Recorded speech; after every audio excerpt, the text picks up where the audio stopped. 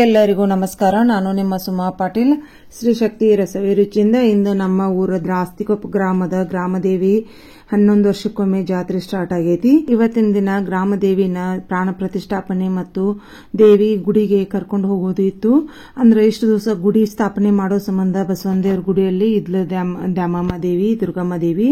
ಇವತ್ತು ನಮ್ಮ ಗ್ರಾಮದೇವಿನ ಬಸವನ ಗುಡಿಯಿಂದ ದ್ಯಾಮನ್ ಗುಡಿ ಮಠ ಕರ್ಕೊಂಡು ಹೋಗಾಕ ಬೆಳಿಗ್ಗೆ ಎಲ್ಲರಿಗೂ 7 ಗಂಟೆಗೆ ಮುತ್ತೈದರಿಗೆ ಬಂದೋತ್ತಿಟ್ಟಿದ್ರು. ಎಲ್ಲರೂ ಆರತಿ ತಗೊಂಡ ಬಂದಿದ್ದು.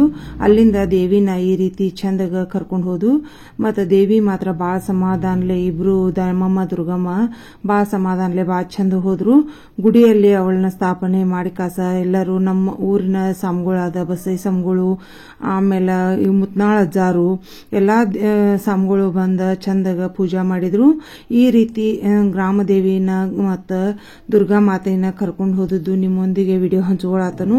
ನಮ್ಮ ಊರಲ್ಲಿ 11 ವರ್ಷಕ್ಕೊಮ್ಮೆ ಜಾತ್ರೆ ಆಗ್ತೈತಿ. ಅದ್ರ ಎಲ್ಲಾ ವಿಡಿಯೋಗಳು ನಾನು ಒಂದೊಂದಾಗಿ ಹಾಕೋತಾ ಹೋಗ್ತಾನು. ನಿಮ್ಮೆಲ್ಲರ ಸಪೋರ್ಟ್ ನನ್ನ ಮೇಲೆ, ನನ್ನ ಚಾನೆಲ್ ಮೇಲೆ ಹೀಗೆ ಇರಲಿ. ಎಲ್ಲ ನನ್ನ ಸಬ್ಸ್ಕ್ರೈಬರ್ಗೆ ಎಲ್ಲರಿಗೂ ತುಂಬಾ ಧನ್ಯವಾದಗಳು. ಫಸ್ಟ್ ಟೈಮ್ ಯಾರು ನನ್ನ ಚಾನೆಲ್ ನೋಡತ್ತೆಲ್ಲ ಸಬ್ಸ್ಕ್ರೈಬ್ ಮಾಡೋದಂತೂ ಮರ್ಯಾಕ್ ಹೋಗ್ಬೇಡ್ರಿ.